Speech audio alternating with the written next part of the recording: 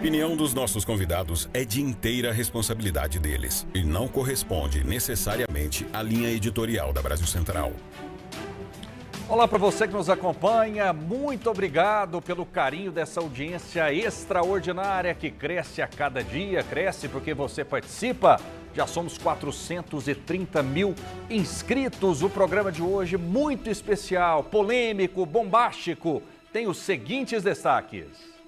Ato convocado por Jair Bolsonaro em São Paulo movimenta aliados e adversários do ex-presidente. Nesse evento, eu quero me defender de todas as acusações que têm sido imputadas à minha pessoa nos últimos meses. Expectativa é da presença de milhares de pessoas. Eu acho que a gente pode sim ultrapassar até esse número de 500 mil e sim, podemos chegar a 1 milhão. PT é contra a manifestação e entra no Ministério Público Eleitoral contra a realização do evento. Essa manifestação bolsonarista é antidemocrática, é contra a Constituição, convocada por gente que quer o golpe. O partido teria razão nessa iniciativa? Veja daqui a pouco na Pergunta do Dia.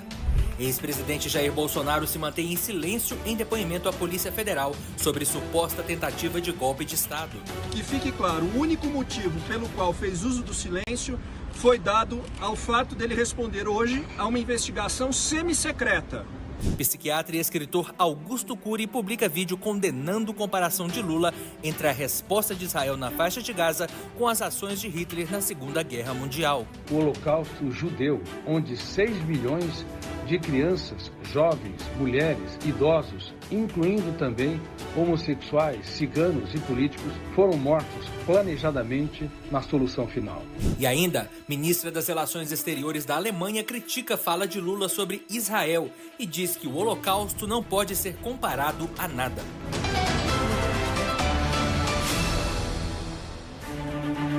No TBC Debate, brigam as ideias e não as pessoas. Conosco hoje um deputado muito especial, convidado aqui de sempre do TBC Debate, assim como vários outros parlamentares. Alguns comparecem, outros não.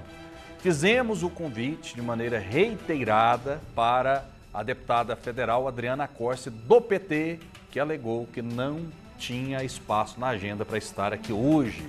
Mas, ao contrário, está aqui conosco deputado federal Gustavo Gayer, do PL. Seja muito bem-vindo. Tudo bem, deputado? Tudo bem, Rafael? Prazer estar aqui novamente. Infelizmente, mais uma daquelas situações onde a pré-candidata a prefeita do PT se recusa a comparecer a um debate comigo. Acho que já é a quarta tentativa que a TBC faz, para privilegiar o debate político aqui em Goiás, mas infelizmente o lado de lá não quer debater.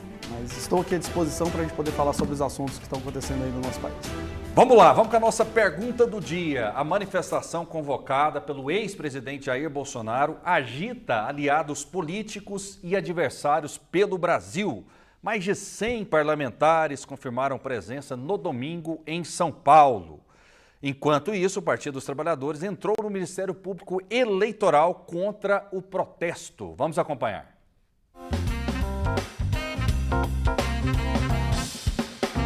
Integrantes do núcleo mais próximo do ex-presidente Jair Bolsonaro no Partido Liberal afirmam que o ato marcado para o próximo domingo em São Paulo deve levar muita gente para a Avenida Paulista. Às 3 da tarde, estarei na Paulista, realizando um ato pacífico em defesa do nosso Estado Democrático de Direito. Eu peço a todos vocês que compareçam trajando verde e amarelo.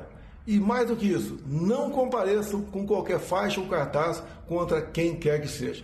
Nesse evento, eu quero me defender de todas as acusações que têm sido imputadas à minha pessoa nos últimos meses. O ex-presidente pretende rebater principalmente as acusações no contexto da Operação Tempus Veritatis da Polícia Federal, autorizada pelo ministro do Supremo Tribunal Federal, Alexandre de Moraes. O inquérito apura uma suposta tentativa de golpe de Estado que teria sido articulada para manter Bolsonaro no poder após as eleições de 2022. O monitoramento dos aliados mostra que muitos apoiadores do ex-presidente, incluindo figuras de outros estados que atuam no agronegócio, estão se organizando em caravanas para viajar até a capital paulista. A gente acredita que vai ter na Paulista muita gente. Eu acho que a gente pode sim ultrapassar até esse número de 500 mil e sim, podemos chegar a 1 milhão. Eu só não acho que chegar a 1 milhão porque, como vai estar mais concentrado no meio, as pessoas não vão conseguir chegar, elas podem até acabar indo embora. Então, tem esse fator também que acontece às vezes na Paulista. A deputada afirma que a manifestação vai ser pacífica e que o pedido de impeachment contra Lula por causa da comparação das ações de Israel na faixa de Gaza com o Holocausto deve refletir na quantidade de participantes. E as pessoas estão vendo esse pedido de impeachment como também uma esperança. Eu tenho sentido que muitas pessoas passaram a comentar de forma positiva nas nossas redes sociais. O clima já mudou dentro da base da direita, né, e centro-direita, e vai ser uma manifestação pacífica. O PT e os esquerdistas, né, sempre fizeram um terror antes de uma grande manifestação. Quando eles veem que a rede está falando muito sobre o assunto, eles começam a fazer terror para tentar ver se as pessoas não participam. E o diretor estadual do Partido dos Trabalhadores em São Paulo protocolou uma representação no Ministério Público Eleitoral contra o ato convocado por Jair Bolsonaro. A legenda pediu ao MP que determine medidas de prevenção e investigação para conter eventuais crimes contra o Estado Democrático de Direito, de financiamento irregular e de propaganda eleitoral antecipada. Nós já dissemos que essa manifestação bolsonarista é antidemocrática, é contra a Constituição, convocada por gente que quer o golpe, convocada por um fascista, que agora diz que vai defender o Estado Democrático de Direito, o Estado Democrático que ele sempre atacou.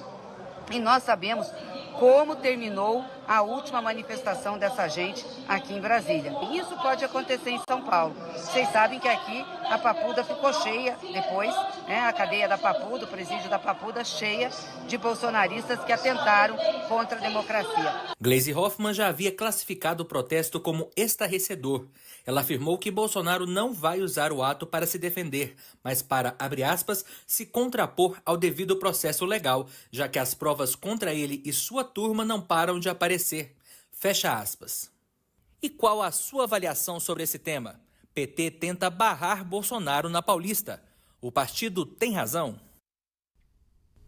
Passa a pergunta para o deputado federal eleito democraticamente, Gustavo Gayer. O PT tem razão? O PT vai conseguir barrar essa manifestação na Avenida Paulista? Gleisi Hoffmann diz com todas as letras que tem fascista nesse protesto, que não é um movimento democrático, deputado. Olha, eu acho mais fácil o Lula ser considerado honesto pela maioria do povo brasileiro do que eles conseguirem barrar essa manifestação que já está marcada para o dia 25. E é curioso, porque ao longo de toda a história das manifestações da direita, do povo patriota, das pessoas de bem, nunca houve nem sequer uma lata de lixo virada. Nunca houve nem sequer um papel jogado no chão. Normalmente, esses ambientes onde as manifestações acontecem acabam mais limpos ao final da manifestação do que no início. Ao contrário das manifestações da esquerda, que são historicamente reconhecidos por depredação, vandalismo, ataque à polícia, quebradeira, queimar ônibus, jogar coquetel molotov contra a polícia e até mesmo, e aí é um fato que eu acho interessante, até mesmo o assassinato de um repórter ali, de um cinegrafista, né, que foi atingido na cabeça por um rojão. Mas quando se fala de manifestações desse porte, criminosas como a da esquerda sempre foi, eles falam sempre que são manifestações democráticas. Por outro lado, manifestações de famílias, pessoas de todas as idades, pais com os filhos nos seus ombros, para eles, cantar o hino nacional e fazer uma oração pelo país é extremamente antidemocrático. Eu acho que a definição de democracia, Rafael, a cada dia que passa, graças às declarações das pessoas que hoje defendem o chefe da facção criminosa do PT e agora também um presidente que é reconhecido como o presidente mais próximo ao nazismo no mundo, que é o Lula, depois das suas declarações absurdas e criminosas contra Israel, contra os judeus e recebendo uma carta de agradecimento do grupo terrorista Hamas, eu acho que está ficando cada vez mais claro o que é essa democracia que eles tanto falam, né? Essa tal democracia relativa. Olha, primeiro que a narrativa do golpe não deu certo. A narrativa do golpe, as pesquisas mostram que 80% da população acredita que não houve uma tentativa de golpe naquele dia 8 de janeiro. O que houve foi um vandalismo, né? Foi uma manifestação que saiu do controle pela primeira vez na história de uma manifestação da direita. Inclusive, Flávio Dino fez questão de esconder as câmeras, esconder os vídeos, né? E impedir que um relatório da ABIN que falava que o responsável por aqueles atos de vandalismo era o governo, no caso o governo Lula. Então não colou. Depois nós temos a tal democracia que eles defendem, o que é curioso, porque isso aqui é uma outra pesquisa, metade do povo brasileiro hoje reconhece que nós vivemos numa ditadura do judiciário. O curioso é que o Jornal Nacional e a extrema imprensa não falou nada disso. Mas como pode um país se declarar democrático, sendo que metade da população fala que vive numa ditadura? é uma democracia meio que relativa, né? É uma democracia relativa e essa relação é em que lado do espectro político você está. Se você é da esquerda, é uma democracia. Se você não aceitar exatamente o que a esquerda diz, então você já tem uma visão mais apurada, mais acertada dos fatos e reconhece que nós estamos vivendo em uma ditadura. Agora, eles não vão conseguir barrar. Nós já não tem hotel na Avenida Paulista para se alocar, não tem ônibus mais disponível para levar pessoas para lá. Os aviões, as passagens de avião esgotaram também. Nós estamos falando possivelmente de uma das, se não a maior manifestação na Avenida Paulista, pedindo democracia, que é o que nós sempre pedimos. Transparência nas eleições, respeito à Constituição, direito à ampla defesa, que é o que não está acontecendo. A gente está vendo essa perseguição histérica, psicótica, doente contra Bolsonaro. Primeiro eles tomaram a decisão, vamos prender Bolsonaro, e depois eles se reúnem para perguntar, e aí, o que a gente pode usar para acusar ele, para prendê-lo? Mas a decisão de prender já foi tomada. Primeiro eles tomam a decisão, vamos prender os apoiadores do presidente, vamos prender a direita no Congresso. E depois eles partem para o processo de como vai fazer isso, como isso pode ser feito. Essa é a tal democracia que a gente está vivendo hoje. Agora, a Gleisi Hoffmann, que acabou de fazer essa fala dela, eu acho curioso. Meus amigos, a gente chegou num nível de insanidade, de doença, nunca vista antes na história. Nós estamos vivendo um mundo, um tempo onde o nazista é o judeu. O nazista é quem defende o judeu. Eu fico imaginando Hitler lá no Quinto dos Infernos agora, batendo palmas, celebrando, porque o projeto dele deu certo. Mas não na Alemanha, deu certo aqui no Brasil. Hoje no Brasil, eu sempre falo isso porque o Fred falou uma frase perfeita. Hoje no Brasil, tudo é nazismo, menos matar judeu. Então nós temos aí um grupo que assinou, o PT, assinou um documento de apoio ao Hamas. Foi apoiado pelo Hamas durante a campanha, recebeu uma carta parabenizando pela vitória ao final dos resultados. Recebe dinheiro do Brasil através de uma agência que está debaixo da ONU, que já está comprovada agora, que ajudou no ataque do Hamas contra Israel.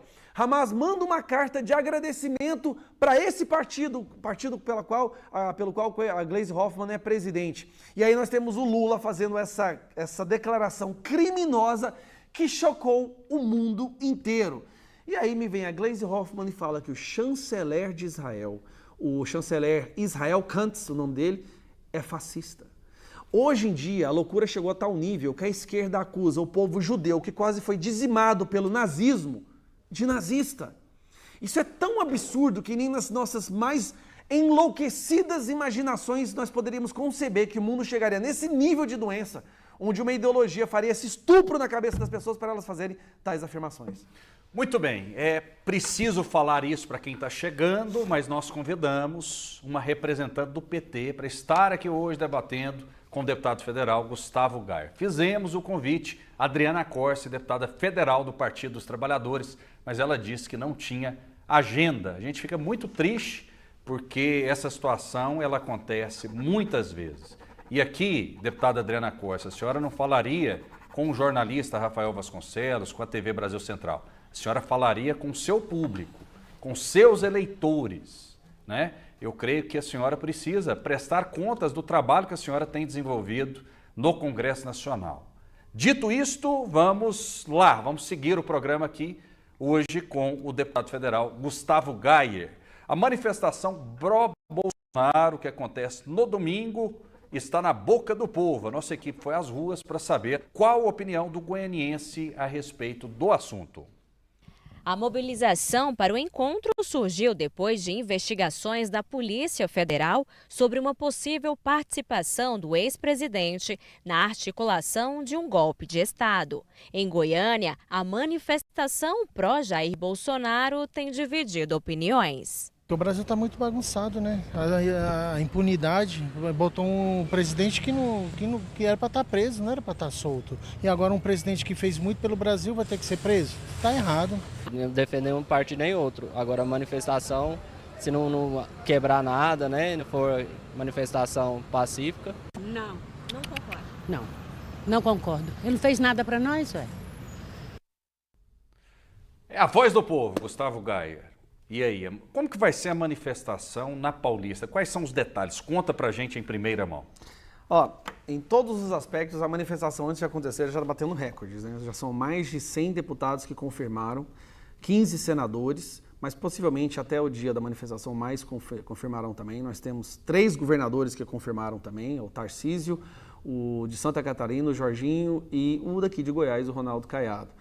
E sem falar os deputados estaduais, vereadores, prefeitos que irão do Brasil inteiro, figuras políticas de grande relevância. No caso aqui no Goiás nós temos também o Gustavo Mendanha, né? Eu vi inclusive que foi postado nas redes sociais que ele vai comparecer, então fica aqui para parabenizar, né? Enaltecer aí essa decisão do Gustavo Mendanha. Eu acho que aos poucos todos estão percebendo que se a gente não começar agora um processo de resgate, de defesa da verdadeira democracia, a gente vai perder o nosso país. Afinal de contas, como eu disse, e repito, 47% da população já declara que nós vivemos em uma ditadura do judiciário. Um judiciário que é comandado por um ex-condenado, um descondenado que esse judiciário escolhido por ele fez questão de tirar da prisão e colocar na presidência. Então a situação no Brasil, em um período de 1 ano, Rafael, ela se tornou tenebrosa. E nós tentamos avisar. Eu sei que a pior frase que se pode dizer é eu avisei. Falar isso não ajuda a pessoa a tomar uma decisão melhor, só faz ela ficar com raiva. Mas essa frase tem que ser dita. Nós avisamos.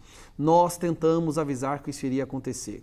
Inclusive, quando nós pegávamos declarações de vídeo do Lula e postávamos nas nossas redes sociais, declarações onde ele afirmava que o sistema de governo da China, que é uma ditadura, é um sistema que deveria ser copiado no mundo inteiro, que o modelo de país para a América Latina era Cuba, que também é uma ditadura, deveria ser copiado aqui na América Latina, quando ele se declarava a favor do aborto, quando ele se declarava a favor da legalização das drogas, quando ele defendia ditadores da América Latina que estavam prendendo cristãos, padres, freiras, nós éramos censurados.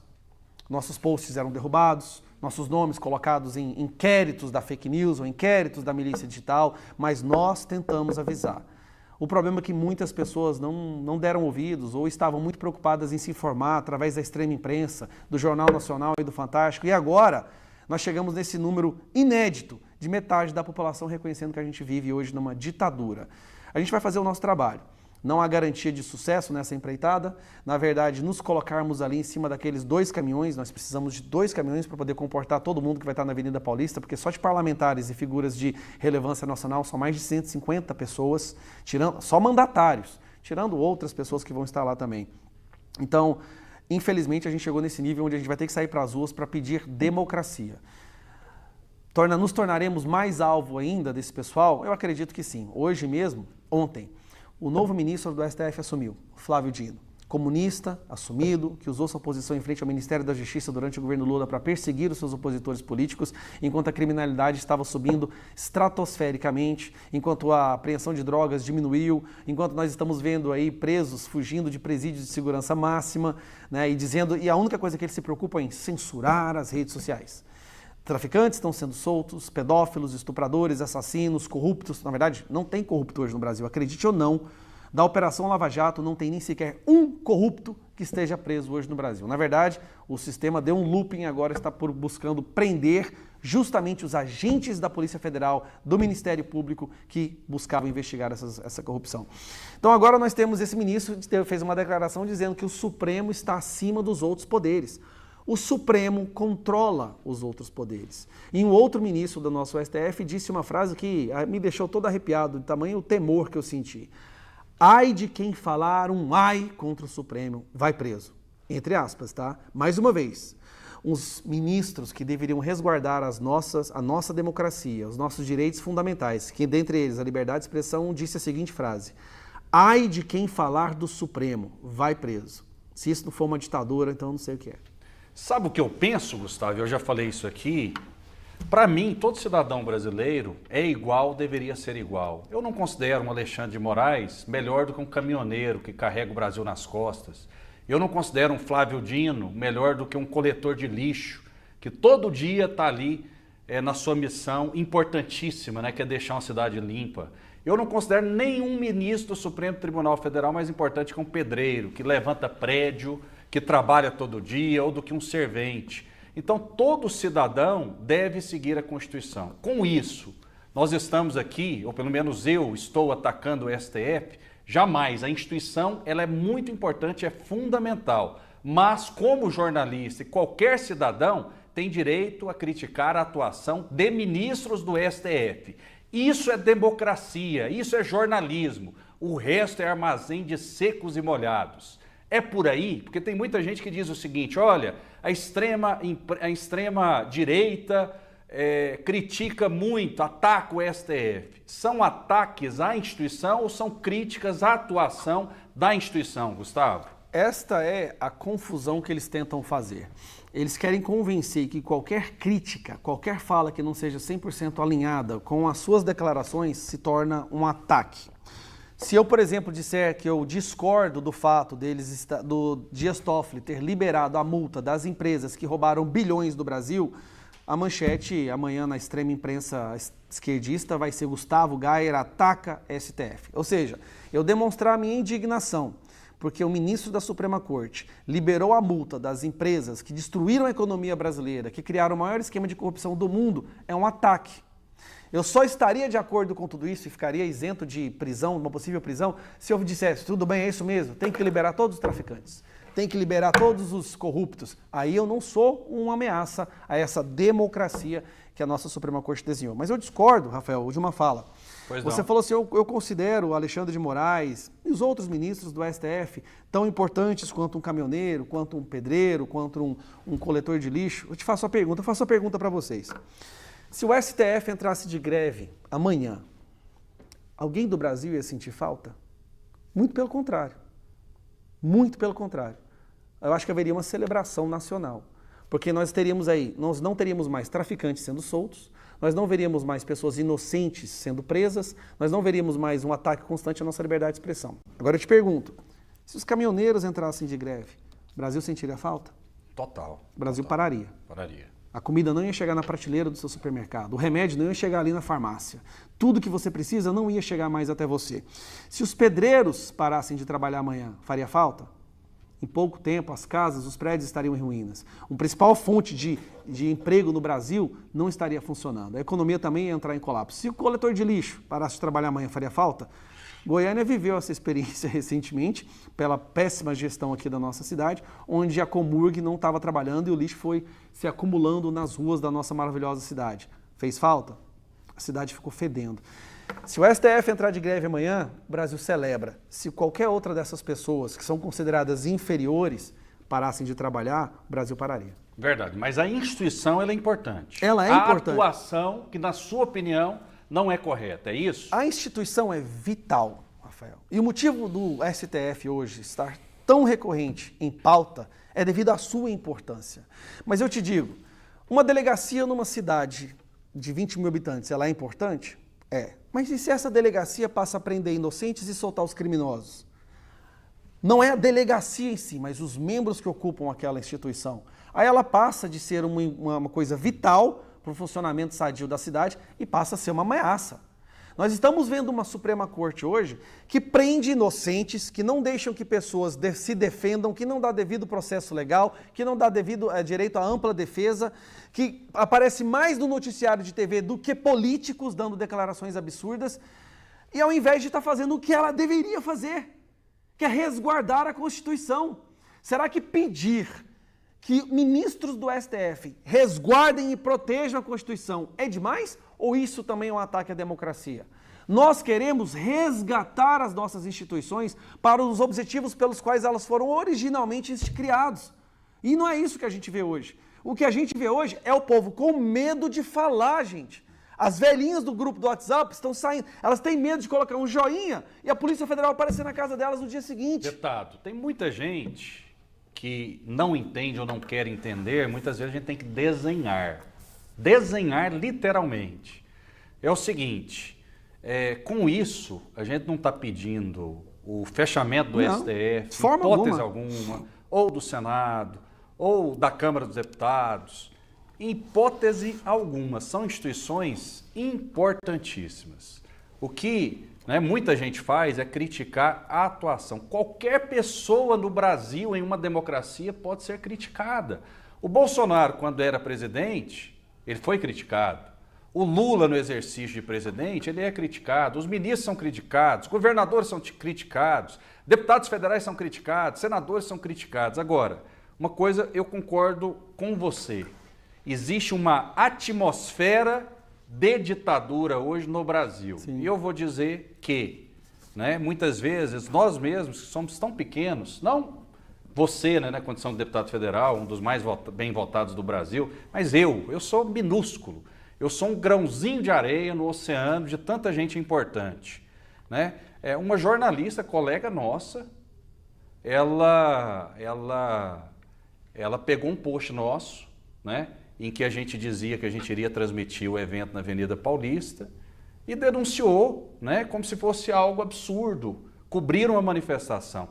Quantas vezes ela, como jornalista, como setorista, ela já cobriu comício, manifestação, com muito menos gente. Então existe uma importância jornalística, a gente tem que desenhar. Tudo aquilo que é interesse público, a imprensa deve cobrir, seja ela privada ou pública. A TV Cultura, eu tenho informação, vai cobrir o evento de Jair Bolsonaro, porque é um evento político, em que, né, a cobertura pode elogiar, pode criticar, mais do que isso, tem que mostrar os fatos, quantas pessoas compareceram, o que os presentes falaram, foi um evento pacífico ou não foi um evento pacífico.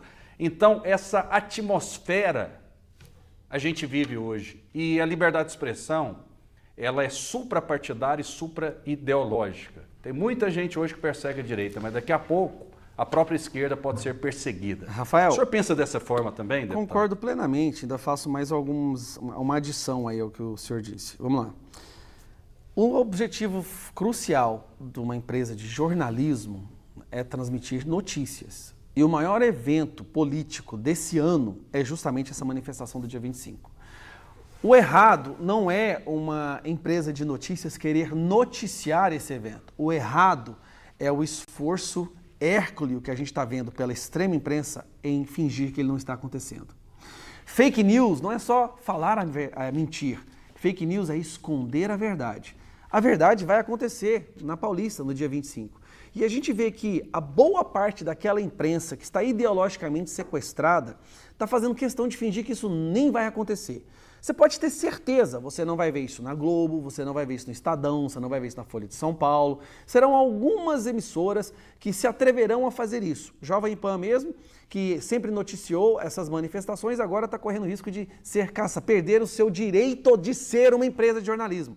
Né? O Ministério Público, voz, né? De ter uma voz. Maior rádio do Brasil, como ela sempre divulgou, tanto esquerda quanto direita, ela não teve favoritismo, tanto ambos lados do espectro político, ela está correndo risco de deixar de existir. Então, é muito triste ver como uma jornalista pedindo para que uma empresa de jornalismo não noticie, né, não divulgue, não vá lá e esteja em loco no maior evento político do ano. Talvez o maior evento político da história do Brasil. Mas eu te garanto uma coisa, Rafael. Se mês que vem o PT decidir fazer uma manifestação na Paulista, e mesmo que dê 50 pessoas ali pagos com pão e mortadela, eu te garanto que essa jornalista vai fazer questão de comprar uma passagem de avião, ir lá, ver essas 50 pessoas e escrever: Avenida Paulista lota com milhões de pessoas em defesa do Lula. Porque esse é o jornalismo que a gente tanto fala, né? Que é um jornalismo tão sequestrado pela ideologia que a conexão com os fatos já não existe mais. Então é triste ver jornalistas atacando pessoas da sua própria profissão, colegas de profissão, simplesmente porque não quer que o que acontece do outro lado seja noticiado. Muito bem, deputado federal Gustavo Gaia conosco, lembrando que nós convidamos aqui a Adriana Corsi, deputada federal do Partido dos Trabalhadores, que alegou que não tinha espaço em sua agenda. Então, tem muita gente dizendo o seguinte: olha, a manifestação não vai ser noticiada por parte da mídia porque será uma manifestação golpista que vai incitar um golpe. Isso é verdade ou não? Absolutamente não. Isso tem sido propagado. Não será, como nunca foi. Em nenhuma manifestação, de nenhum momento da história da direita brasileira, se foi falado em golpe ou alguma coisa que não fosse estritamente dentro e resguardado pela nossa Constituição. O objetivo aqui é uma narrativa, é criar uma narrativa para que as pessoas rejeitem essa manifestação e eles querem também justificar o fato de que não vão divulgar, de que não vão noticiar, não vão transmitir as imagens, que serão imagens históricas, mas para eles poderem se defender do fato de, como jornalistas, não estarem exercendo a sua função, eles criam a narrativa de que vai ser uma manifestação golpista, só que a verdade não será. Então, se você puder assistir, acompanhe, vai ser transmitido em vários canais. Eu espero que a TV Brasil Central aqui de Goiás possa fazer essa transmissão, apesar do ataque que a gente percebe que está vindo aí da extrema imprensa, mas a Jovem Pan vai transmitir e várias outras emissoras vão transmitir também. Aquelas que ainda têm a coragem de defender a democracia, porque a verdade é essa. Falar a verdade no Brasil, ou divulgar a verdade, ou divulgar os dois lados, hoje é uma ameaça a essa tal democracia relativa que está se instaurando no nosso país. E eu digo de maneira muito clara, e é verdade mesmo, eu sou pequenininho como um grão de areia. Então, esse programa aqui mesmo, né, daqui a pouco, talvez ele não exista mais, né, lamentavelmente. Porque a gente vive essa atmosfera de censura. Mas enquanto eu estiver aqui, eu vou falar, né? Parabéns. Afinal parabéns, de contas, deputado Gustavo Gaia, tem tanta coisa para a gente fazer, né? Se a gente não puder ser jornalista, né? Eu trabalho em outra... Eu tenho 3 filhos, então teve uma época da minha vida que eu fui síndico de prédio. E dá trabalho. Dá trabalho demais, é uma loucura, né? Eu trabalho também no mercado imobiliário, então dá para fazer muitas coisas, né? Mas a gente não pode ser vendido e a nossa voz não pode ser calada, não. Não. Né? Pelos então, nossos filhos, inclusive. Claro, claro. Então a gente tem que tomar muito cuidado, mas muito cuidado mesmo. Quando a presidente do PT, Gleice Hoffmann, ela fala o seguinte, olha, vai ter muita gente ali na Avenida Paulista e muita gente pode ir para Papuda.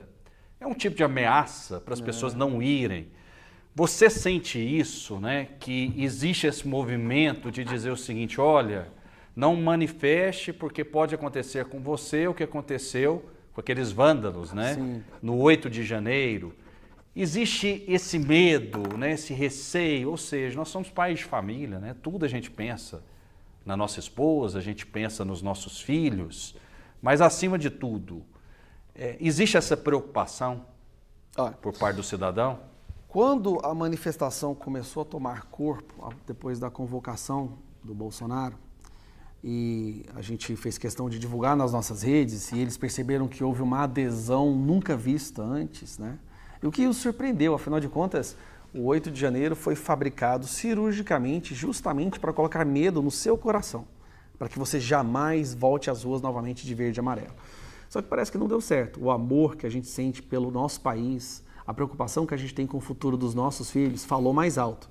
Então, quando eles perceberam que houve essa adesão maciça, imediatamente surgiram aquelas fake news, que curiosamente foi divulgada por toda a imprensa, fake sem news averiguar, do bem, né? Das torcidas organizadas, dizendo que as torcidas organizadas estavam se mobilizando para enfrentar esses patriotas e fascistas na Avenida Paulista. Mas não é só a extrema-direita que faz fake news? Ué, pelo que eu estou vendo, parece mais a esquerda, né? Não foi a direita que inventou a fake news? Ou seja, não existia mentira antes do Bolsonaro assumir? Mentira sempre existiu. A mentira, ela é tão velha quanto a verdade. Desde o momento que a verdade foi criada, o capeta fez a mentira para se contrapor a ela. Mas o que a gente vê é que a esquerda usa isso como modus operandi.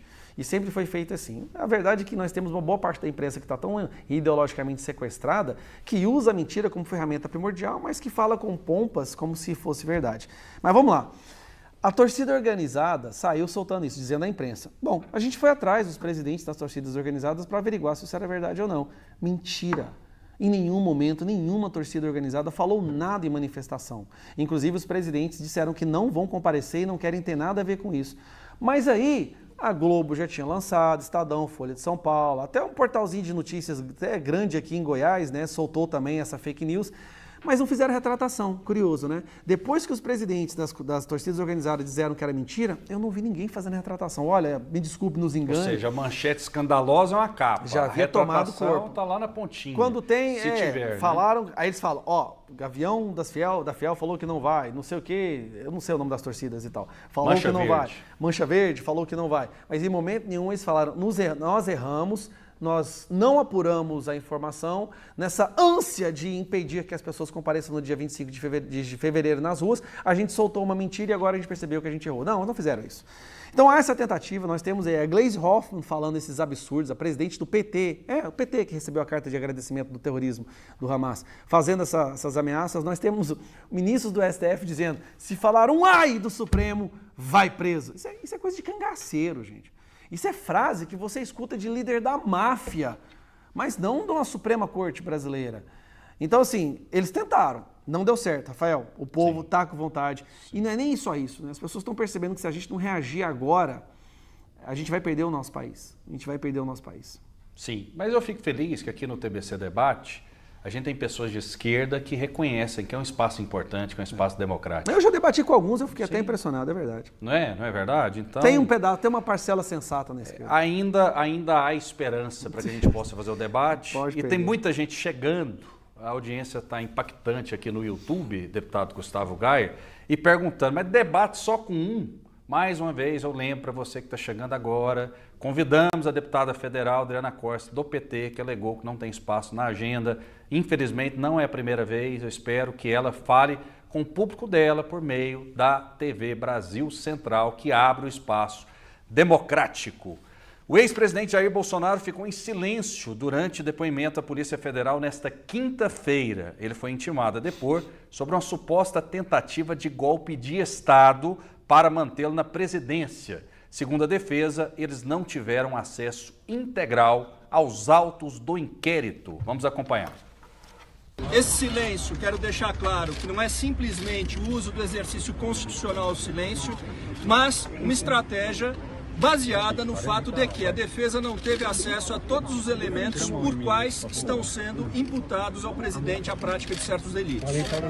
A falta de acesso a esses documentos, especialmente as declarações do tenente-coronel Mauro Cid e as mídias eletrônicas obtidas dos telefones celulares de terceiros e computadores, impedem que a defesa tenha um mínimo conhecimento de por quais elementos o presidente é hoje convocado a esse depoimento. Não houve, de forma alguma, da parte da defesa, qualquer constrangimento na vinda do presidente a esse depoimento, como, aliás, ele sempre fez e continuará fazendo, sendo do maior interesse dele o esclarecimento dessa verdade. Que fique claro, o único motivo pelo qual fez uso do silêncio foi dado ao fato dele responder hoje a uma investigação semi-secreta. Deputado federal Gustavo Gayer, por que Bolsonaro ficou em silêncio? Quem cala consente é a pergunta que muitos internautas estão fazendo aqui. Por que ele não esclareceu os fatos? Então vamos lá. Os fatos ele já esclareceu em diversos momentos através de lives e entrevistas. Mas eu quero falar sobre a opção dele em não falar nada nesse interrogatório, né? A nossa democracia, para que nós possamos falar que vivemos em uma democracia plena, existem alguns pilares que devem ser sempre preservados. São os pilares fundamentais. Dentre eles estão a liberdade de expressão. Se você não tem liberdade de expressão, se você não pode dar a sua opinião, você não está numa democracia. No Brasil, a gente percebe que hoje nós temos mais pessoas sendo presas por palavras do que por tráfico, assassinato. Inclusive, a nossa Suprema Corte só está preocupada, o governo do PT só está preocupado com isso, e não com a criminalidade. Direito à livre manifestação. Se você não tem direito à livre manifestação, tá, você não vive numa democracia. O que a gente está vendo agora? A nossa Suprema Corte ameaçando, fazendo frases de ameaça a quem comparecer na Avenida Paulista, assim como o PT entrando no Ministério Público para impedir que essa manifestação aconteça. E outra parte que é crucial é que deve ser o sistema acusatório. Para que ninguém possa ser presa de forma arbitrária, ela tem que ter o direito de ampla defesa. O sistema acusatório existe para que não possa jamais acontecer de uma pessoa ter poder o bastante para mandar prender outras pessoas simplesmente porque não gosta dessa pessoa. Então tem que ter o Ministério Público envolvido, a Polícia Federal e o juiz. Ele está ali apenas para julgar depois que todo o processo já aconteceu e chegou à mão do juiz. O que nós estamos vendo é o inverso. Nós estamos vendo agora um juiz que ele é vítima, ele é o investigador, ele é o acusador e ele vai julgar no final. Tudo isso englobado dentro de uma pessoa, sem dar o direito à ampla defesa ao acusado. Bolsonaro foi convidado para fazer um depoimento sem ter acesso ao que ele está sendo acusado. Imagina você, a Polícia Federal aparece na sua casa, coloca a algema, te leva para uma delegacia e faz perguntas, só que você não tem direito a saber por que você está na delegacia. Qual crime você está sendo acusado? Se isso aconteceu, você pode ter certeza, o sistema acusatório não foi respeitado e isso não faz parte de uma democracia. Então nós estamos vendo não só o Bolsonaro, todas as pessoas hoje que estão sendo convocadas para ir dar depoimento, todos os deputados que estão recebendo busca e apreensão não têm acesso ao motivo disso estar acontecendo. E quando tem acesso, como o caso do Jordi, o líder da oposição, deputado federal que recebeu busca e apreensão, quando se tem acesso é porque eles encontraram no WhatsApp uma conversa dizendo bom dia, meu líder. É verdade. Por causa de um bom dia, meu líder, que é a forma que nós chamamos, todos entre nós ali em Brasília, ele recebeu busca e apreensão na sua casa, polícia armada entrando dentro do seu quarto enquanto ele está dormindo com a sua esposa. Se isso não for ditadura, eu não sei o que é. Divide a tela aqui que eu vou fazer uma pergunta direta para o deputado Gustavo Gaia. Gustavo Gaia, você é golpista? Defina golpismo, lutar por democracia, porque hoje as palavras perderam significado. Se você luta por democracia hoje no Brasil, você é golpista. Se você defende o povo judaico, que quase foi dizimado por Hitler, você vira nazista. Se você defende liberdade de expressão, você vira fascista. Então, as palavras mudaram de significado.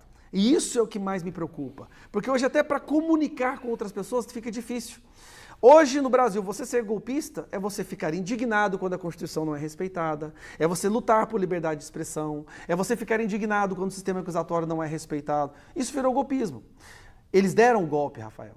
E tentar resgatar a democracia para eles é um golpe contra o sistema que eles querem implementar. Qual foi o golpe? O golpe que eu acabei de descrever. Desrespeito à Constituição, prisões ilegais, não ter acesso ao que você está sendo acusado, perseguição por conta de suas palavras, empresas jornalísticas sendo ameaçadas de perder sua concessão de funcionar, jornalistas tendo que fugir do Brasil e pedir asilo nos Estados Unidos por mandado de prisão, deputados federais não terem sua imunidade parlamentar respeitada, ter seu passaporte retido. É isso, eles deram isso é um golpe. Nós estamos vivendo o Brasil debaixo de um golpe, mas muitas pessoas ainda não perceberam. Mas está aumentando. Como eu disse, metade do Brasil já percebeu. Olha só, o psiquiatra e escritor Augusto Cury publicou um vídeo nas redes sociais com críticas à postura do presidente Lula em relação a Israel. Cury afirmou que o presidente cometeu um erro de interpretação ao comparar as ações do país com o Holocausto. Acompanhe. Um erro gravíssimo. Não vou falar aqui de esquerda ou de direita. O presidente Lula está correto em dizer que crianças e mulheres palestinas têm de ser protegidas a qualquer custo pela ONU, pelos países, em destaque por Israel na sua luta contra o terrorismo. Milhares perderam a vida e cada criança judia ou palestina é única e irrepetível. A guerra na faixa de Gaza tem de terminar urgente, mas o presidente surpreendentemente minimizou a maior atrocidade da história, o Holocausto judeu, onde 6 milhões de crianças, jovens, mulheres, idosos, incluindo também homossexuais, ciganos e políticos, foram mortos planejadamente na solução final, através de uma crueldade sem precedentes. Os que trabalhavam nos campos de concentração ingeriam por dia menos de 400 calorias, para uma dieta normal de 2.000, o que em 2 meses os levavam a estar cadavéricos. No campo de concentração de Auschwitz, na Polônia, foi pior. Essas inocentes pessoas, depois de dias viajando em comboios, sem água e comida, eram recebidas por uma orquestra para ludibriá-las e as colocavam num prédio pensando que iriam tomar banhos. Neste horrendo lugar se atiravam Zyklon B, um poderoso pesticida que asfixiava os pulmões, levando crianças e adultos a arranharem as paredes à procura de ar. As marcas estão lá até hoje. Eu sou um escritor, psiquiatra e um ser humano muito imperfeito, mas sugiro humildemente que o presidente leia meu livro Holocausto Nunca Mais, frutos de anos de pesquisa. Eu nunca mais fui o mesmo ao escrevê-lo. E o escrevi em lágrimas. E gostaria de o presentear. E gostaria de dizer também que guerras nunca mais, acima de religiões, partidos de direita ou de esquerda, de ideologias, somos a família humana. Se não cuidarmos dela adequadamente, seremos uma espécie inviável. E, infelizmente, até aqui, em muitos aspectos, nós temos sido. As declarações do Lula contra Israel, né, comparando a Hitler, a ação que existe hoje, né, no que diz respeito também ao Holocausto, continuam repercutindo muito. Augusto Cury, que é muito conhecido, muito famoso, muito reconhecido, já escreveu um livro sobre o assunto, manifestou sua indignação. É triste, né, ver o que está acontecendo. Rafael, ontem eu fui convidado a dar uma entrevista para um dos maiores canais de Israel, o I24 News. É um canal dentro de Israel, mas que tem transmissão para todos os países da Europa, né, onde tem uma grande parcela da população judaica. E durante a entrevista, a jornalista, que é judia, me perguntou como que o Brasil via essa situação da fala do Lula, e eu deixei bem claro para ela que é uma rejeição total. 85% das pessoas do Brasil são contrárias à fala dele, mas eu vi que, em certo momento, ela até se espantou, que tipo assim, quer dizer que tem 15% que concorda com isso? Tudo bem, 85% é um número considerável. Pessoas esclarecidas que sabem que o que o Lula fez é um crime contra a humanidade. Mas tem 15% que não rejeita essa fala dele? Tem 15% que acha que Israel lutar pela sua sobrevivência é equiparável ao nazismo que o Augusto Cury acabou de descrever? É chocante isso. E aí, eu fiquei impressionado que a imprensa internacional não sabia das informações que eu disse a ela logo em seguida. Que o Lula foi apoiado pelo Hamas, que o Lula recebeu carta de agradecimento do Hamas, que o Lula ajudou a financiar o Hamas através daquela agência da ONU, e que deputados do PT em 2021 assinaram um documento de apoio ao Hamas, que inclusive eu enviei para a Embaixada Americana e fez com que boa parte dessas pessoas perdessem seus vistos e fiquem impossibilitados de entrar lá. Se nós pudéssemos falar qual é o cúmulo da insanidade ideológica, é isso que nós estamos vendo agora. É querer falar que o povo judaico lutar por sua sobrevivência é equiparável à ideologia que tentou exterminar o povo judaico. E por que então, vamos deixar uma coisa bem clara aqui, Rafael, por que a esquerda brasileira levanta a bandeira de defender o povo palestino? Nós sabemos que ali o que predomina é uma religião islâmica que fala que mulheres não significam nada, valem metade do que um homem vale, que apoiam assassinar homossexuais. Como eu disse, mulheres não têm direito, não existe democracia. Por que eles apoiam uma ideologia que é oposta ao que eles tanto levantam a bandeira aqui no Brasil? Eu vou explicar para vocês. Tem uma coisa que eles têm em comum, a esquerda, o PT, o Hamas e o fundamentalismo religioso islâmico. Tem uma coisa, uma congruência que sobrepõe todas as diferenças, que na minha opinião não há diferença nenhuma. Mas é o ódio ao cristão e é o ódio ao povo judeu. O Hamas tem um objetivo, destruir e exterminar da face do planeta Terra cristãos e judeus. Eles estão ali do lado de Israel, estão atacando o povo judaico, mas o mesmo ódio eles sentem por você, cristão. Isso é o que tem em comum entre o PT e o Hamas. É por isso que o PT faz essa bandeira falsa de defender o povo palestino, sendo que, na verdade, historicamente, o povo palestino não é um povo que existia naquela área quando Israel foi para lá. É um povo que foi colocado lá justamente para ser usado como bandeira de defesa e levantar uma tal virtude. Mas a força motriz esse suposto apoio é o ódio ao povo judaico. O que o PT quer? O que a esquerda quer? Que os cristãos e os judeus do mundo sejam dizimados. É só isso.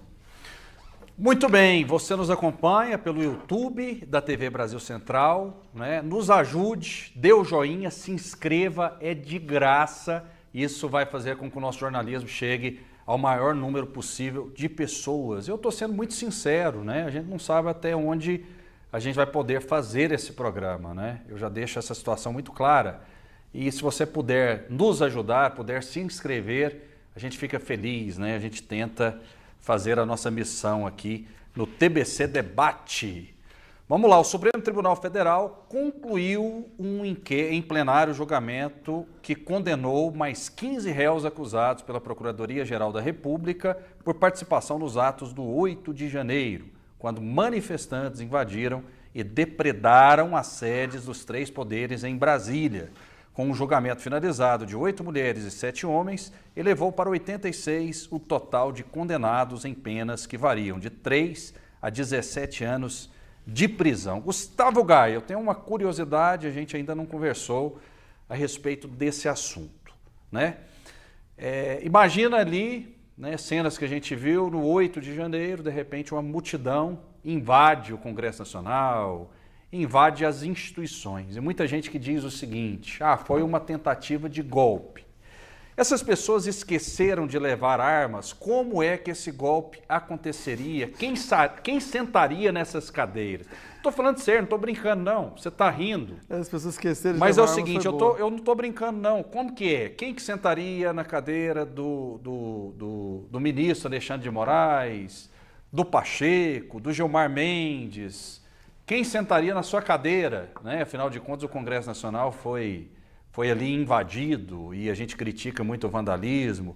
Quem sentaria na cadeira do presidente Lula, dos ministros? Sério mesmo, eu quero essa resposta sua. Houve uma tentativa de golpe ali? Vamos lá.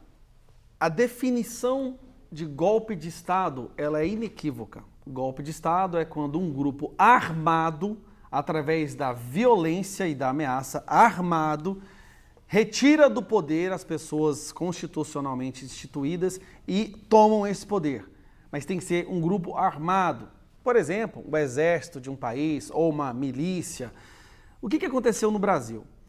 Senhores de idade, sem nenhum histórico criminoso, pessoas trabalhadoras, com a Bíblia na mão, muitos deles, invadiram prédios públicos e boa parte deles ajoelharam para rezar.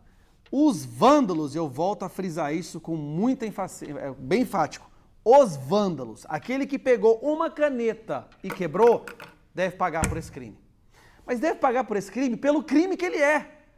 Depredação de patrimônio público, invasão de propriedade pública, mas não pegar 17 anos. Para você ter uma ideia, se você sair na rua agora, pegar uma faca e matar alguém na rua, uma pessoa inocente, você não pega 17 anos de prisão. Você não pega 17 anos. Aquela menina que matou os pais não pegou 17 anos de prisão, ficou menos que isso. Aí eu me pergunto, que golpe é esse, num domingo, com prédios vazios e uma multidão de torno de 4 a 5 mil pessoas? Isso é uma narrativa tão absurda que não colou. A prova são as pesquisas, que mostram que nem 20% do Brasil acredita nisso. Mas é o bastante para que esse sistema da democracia relativa que eu tanto falo possa prender e intimidar, acuar. O objetivo não é que essas pessoas paguem pelos crimes que elas cometeram, porque não houve crime sendo cometido. O objetivo é intimidar o povo brasileiro a nunca mais pôr os pés nas ruas. Esse é o projeto. Foi isso desde o início. Mas a própria ABIN, Rafael, isso não pode ser. A ABIN emitiu um relatório, a ABIN do Lula, por uma pessoa escolhida pelo Lula, emitiu um relatório dizendo que foi o governo que estava por trás. O governo do Lula facilitou os atos do 8 de janeiro. Mas o curioso, e a história tem que ser lembrada, é porque em fevereiro de 2017, o grupo terrorista do Brasil, MST, tentou invadir o STF. Mas não foi no domingo, foi numa quarta-feira, quando os ministros do STF estavam dentro daquele prédio. E não estavam desarmados, estavam com facas, com foices, machados, enxadas na mão. E eles tentaram realmente invadir, só não conseguiram porque a polícia impediu, algo que a polícia do dia de domingo não fez.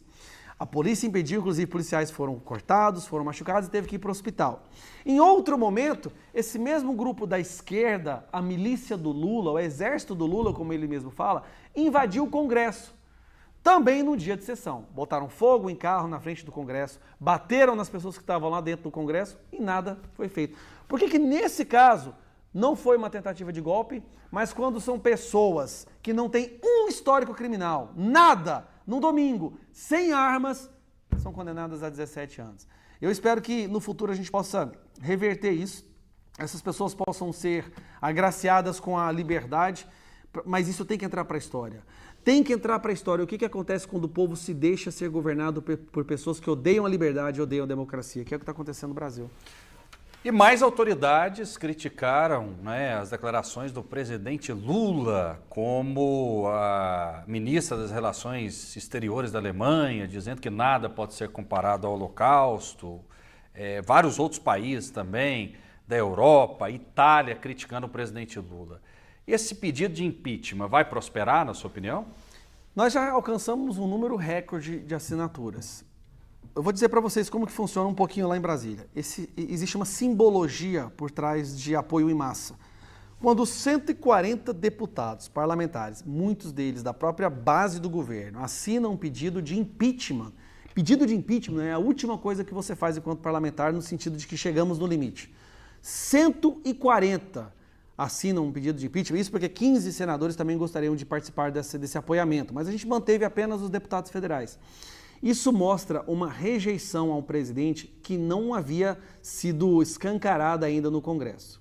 Eles estão tão desesperados por conta desse pedido de impeachment, não só pelo simples fato de que ele possa vir a ter êxito, mas é um pedido muito bem embasado, baseado no artigo 3, na parágrafo 3, que é o artigo 5º, que diz que é crime de responsabilidade quando o presidente age com hostilidade contra um país, retirando a sua posição de neutralidade, que é o que o Lula fez, inclusive cogitando expulsar o embaixador de Israel e mandando o embaixador do Brasil em Israel voltar ao Brasil. Então ali ele está basicamente, expulsar o embaixador é o ato antes de declarar uma guerra contra alguém.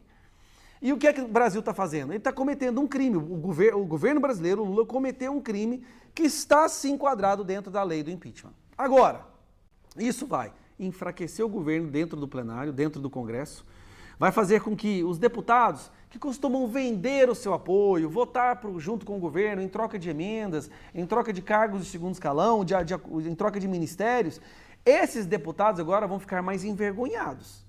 Porque agora eles não estão votando junto com o governo. Agora vai ficar escancarado, e eu vou fazer questão de fazer isso, eles estarão voltando, se aliando junto a um governo criminoso, que apoia terrorista, que faz declarações nazistas.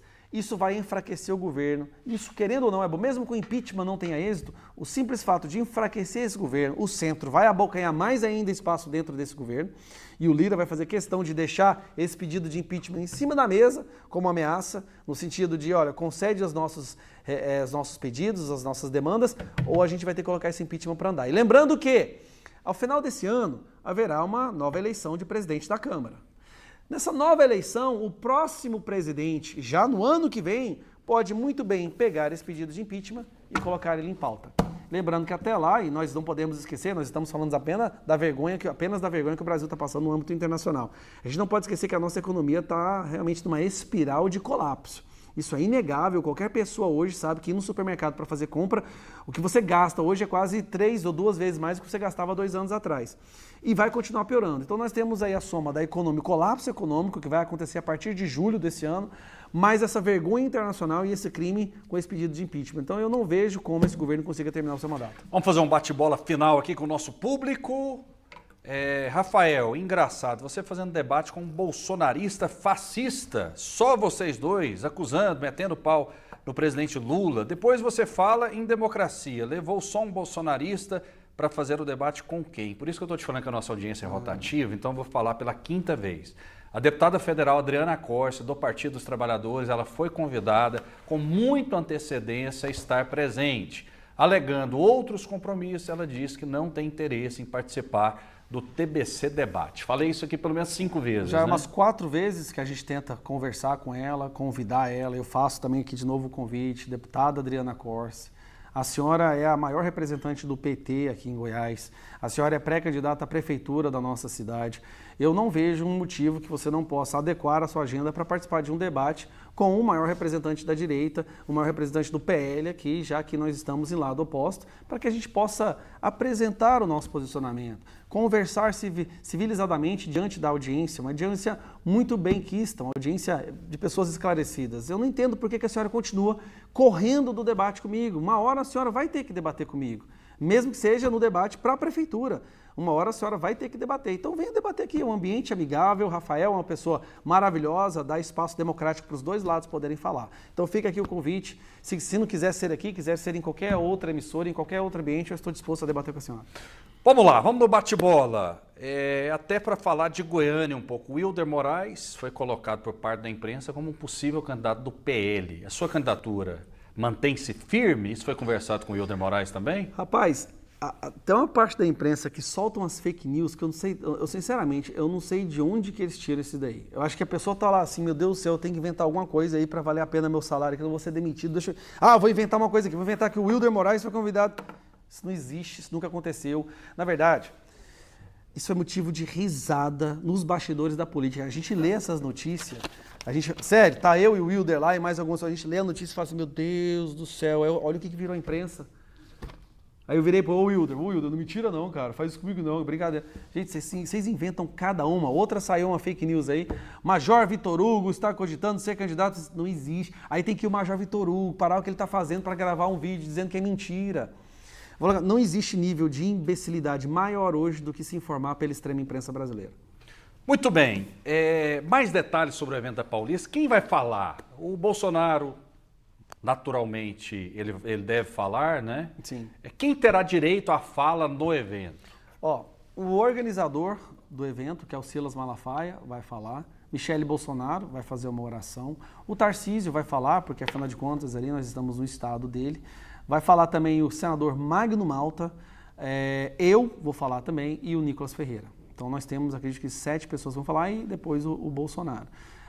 Não sei se outras pessoas surgirão, mas até o momento a lista que eu tenho informação é essa, né? Então, do governador de São Paulo, Michele Bolsonaro, Nicolas, eu, Magno Malta, e é isso, são 6 pessoas. A presença do governador Ronaldo Caiado é importante para esse evento? Extremamente importante. O Bolsonaro ficou muito feliz quando eu falei para ele que eu tinha conversado com o Caiado topou, ele acha que é uma boa aí também. O Caiado está percebendo, querendo ou não, o que está acontecendo com o Brasil. É uma pessoa que sempre se posicionou à direita, sempre se posicionou contra o PT. E essa aproximação do Caiado e o Bolsonaro, eu acho ela muito fortuita, muito interessante, porque nós precisamos agora que as pessoas que realmente têm relevância no nosso país se posicionem do lado certo da história. A história não vai esquecer dos isentões, a história não vai esquecer daqueles que se optaram pelo poder, pelo próprio umbigo. Agora a gente está precisando de pessoas dispostas a lutar pela democracia. E o Caiado indo faz muita diferença. Na minha opinião, tem que ter muita coragem para ir, né? Seja deputado federal, que vai ter um mandato todo pela frente, um senador que vai ter um mandato todo pela frente, governadores, né? Que vão ter que ter uma relação republicana com o governo federal e podem ser daqui a pouco, não sei, boicotados ou não, né? Como que o PT vai encarar isso? Então, dá para exaltar a coragem aí do governador Ronaldo Caiado de participar, né? É coragem. Você pode ver que só 3 governadores toparam ir, né? E de um universo de 27. Ou seja, nós temos 10% só que tiveram a coragem de ir. Eu sei que muitos outros gostariam de ir, mas sabem que indo sofrerão perseguição por parte do nosso judiciário, por parte da imprensa, por parte da extrema esquerda e para não comprarem mais problemas preferem ficar quietos em seus estados. O que eles não têm que entender é que não fazer nada agora, o silêncio dos bons é o triunfo dos maus. É isso que eu tenho para falar. E Caiado é um homem de direita, né? Há muitos anos, há muitas décadas, por isso tem um simbolismo muito grande a presença dele. O Bolsonaro tem uma admiração pelo Caiado que eu percebi lá atrás. É algo assim, eu acho que porque quando o Bolsonaro ainda nem era candidato, uma vez ele viu o Caiado passando em cima de um carro de som, quando o Caiado foi candidato à presidência, e o Caiado descendo o cacete na esquerda em cima desse carro de som. Então essa imagem criou uma espécie de memória afetiva no Bolsonaro. E ele tem essa admiração com o Caiado, né? Porque ele era um soldado na época e passa aquele cara lá, alto, né? Batendo na esquerda e falou, esse cara é corajoso, hein? Isso a gente tem aqui 40 anos, não sei, então isso gravou na memória dele. Ele tem uma admiração pelo Caiado, inclusive a gente lembra na pandemia, até nos momentos em que o Caiado batia no Bolsonaro, a resposta do Bolsonaro era, não, esse é problema de casamento, isso aí a gente resolve depois. Ele não conseguia revidar. Era briga de irmão, então. Era briga de irmão, ele não revidava a altura porque ele gosta do Caiado, né? Sim, vamos lá então. Bolsonaro será vai reverter essa questão da inelegibilidade? Será candidata em 2026 ou não? Qual a sua visão, sincera? Olha, sinceramente, as coisas no Brasil hoje são tão imprevisíveis, já que nenhuma regra é seguida, nenhuma lei é obedecida, que tudo é possível. Eu acho, sim, que como vai mudar um pouco a composição do TSE no próximo ano, haverá uma mudança que poderá favorecer a entrada e decisões mais sensatas, decisões mais ancoradas realmente na legislação, nos direitos, na Constituição. Então, se essa composição alterar da forma que nós estamos prevendo, né, antecipando, há uma real possibilidade da gente derrubar a inelegibilidade do Bolsonaro e ele poderá vir candidato à presidência em 2026. Caso isso não aconteça, quais são os nomes da direita? A gente vai esperar um pouco para começar. Essa conversa nem começou ainda, né? Esse debate ainda não foi oficializado em nenhuma esfera lá em cima, porque nós estamos trabalhando ativamente, exaustivamente, para resgatar os direitos políticos do presidente Bolsonaro, que está sofrendo essa perseguição aí que ninguém nunca viu, né? Mas nós temos nomes, nós temos o Tarcísio em São Paulo, porém eu acredito que o Tarcísio vai querer ficar em São Paulo para o segundo mandato, ele disse que São Paulo precisa de muito tempo para ser consertado. Nós temos aí o Zema em Minas Gerais, mas eu não vejo assim, a possibilidade do Zema ganhar uma projeção nacional. Nós temos o Caiado aqui de Goiás, que já está trabalhando com esse objetivo, tem tido um resultado muito bom com a bandeira da segurança, né, que ele carrega. Ele é reconhecido no Brasil inteiro hoje como governador da segurança pública e as pessoas estão pedindo isso, ainda mais, né, que ao longo desses próximos 2 anos aí, se o mandato do ladrão continuar, a gente vai ver a criminalidade subindo estratosfericamente, então as pessoas vão acabar buscando alguém que possa resgatar a segurança e botar a bandido na cadeia, e o Caiado pode se encaixar muito bem nessa demanda.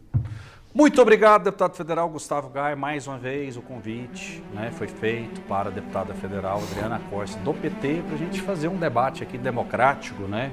A Adriana Corsi sempre foi muito educada, mas eu espero que ela esteja presente aqui das próximas vezes. Por isso, esse é o motivo do Gustavo Gaia estar aqui sozinho. Um grande abraço, Gustavo. Muito obrigado. Obrigado, Rafael, mais uma vez pelo convite. É sempre um prazer estar aqui. Obrigado pelo espaço. Eu sei que hoje exige muita coragem na imprensa para abrir espaço para os dois lados do espectro político, sendo que imprensas que fazem isso normalmente são perseguidas e muitas vezes impedidas de continuar funcionando, o que a gente está vendo. Afinal de contas, nessa democracia relativa só pode ter um pensamento, uma opinião. Mas, de qualquer forma, eu agradeço pela coragem, mais uma vez.